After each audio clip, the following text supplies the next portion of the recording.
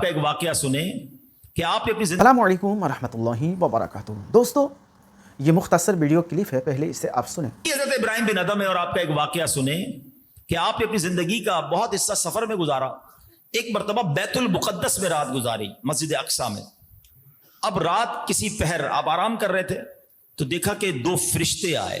ایک فرشتے نے دوسرے فرشتے سے کہا کہ یہ کون سو رہا ہے، کون انسان ہے؟ تو دوسرے فرشتے نے کہا یہ حضرت ابراہیم بن ادم ہے۔ فرشتے نے کہا وہی جن کا درجہ کم کر دیا گیا ہے۔ دوسرا فرشتہ کہتا ہے سبب کیا بنا، یہ تو بڑے اللہ کے ولی ہیں۔ کا بات یہ ہے کہ یہ بصرہ میں تھے اور انہوں نے ایک دکان سے کھجوریں خریدی۔ کھجوریں لے کر جانے لگے تو ایک کھجور انہیں راستے میں پڑی ہوئی ملی، تو یہ سمجھے میری گر گئی تھی۔ انہوں نے یہ کھجور کھا لی ہے، چونکہ وہ کھجور ان کی نہیں بلکہ دکاندار کی تھی، لہٰذا اللہ کریم نے اس ایک کھجور کے ناحق کھانے کے بدلے میں ان کو ان کے درجے سے معزول کر دیا۔ حضرت ابراہیم بن ادم نے یہ سن لیا، آپ تو اٹھے اور فوراً بصرہ گئے، مسجد اقصی سے واپس بصرہ گئے اور بصرہ جا کر وہ کھجور دکاندار کو لوٹائی، معافی بھی مانگی کہ آپ کی ایک کھجور میرے پاس آ گئی تھی۔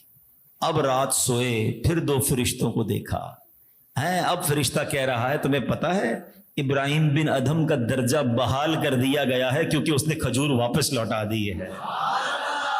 پھر وہ درجہ دے دیا گیا ہے کہ جو ایک کھجور اس نے ناحق لی تھی جا کر حقدار کو لوٹا دی، اللہ نے پھر وہ مرتبہ عطا فرما دیا۔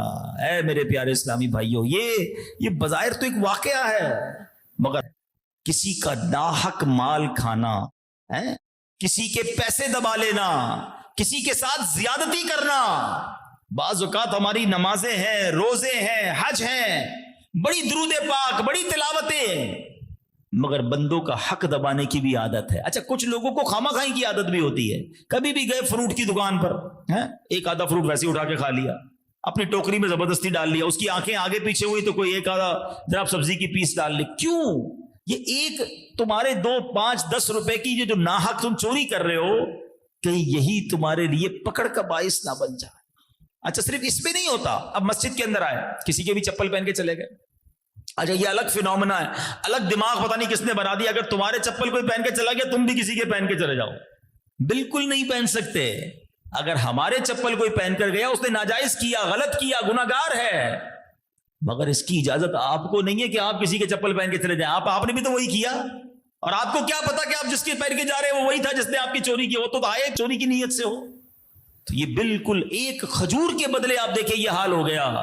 تو جس کی یہ عادت بن جائے، کچھ لوگوں کی پھر عادت بن جاتی، خامہ خائی حساب کتاب میں ڈنڈی ماریں گے، سامنے والے کو حساب بلانے کی کوشش کریں گے، بعد میں ہنسیں گے دیکھو میں نے اس کو حساب بلا دیا۔ تو نہیں میرے پیارے اسلامی بھائیوں، کسی طریقے سے بھی ہمیں کسی کا حق نہیں دبانا ہے۔ آپ نے یہ مختصر ویڈیو کلپ مکمل سنا، اس واقعہ سے آپ کو کیا سیکھنے کو ملا؟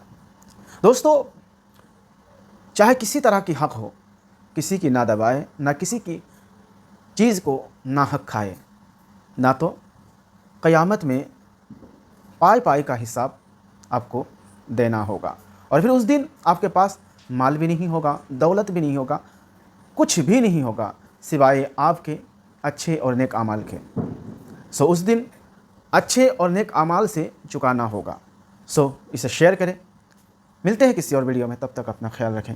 خدا حافظ۔ السلام علیکم ورحمۃ اللہ۔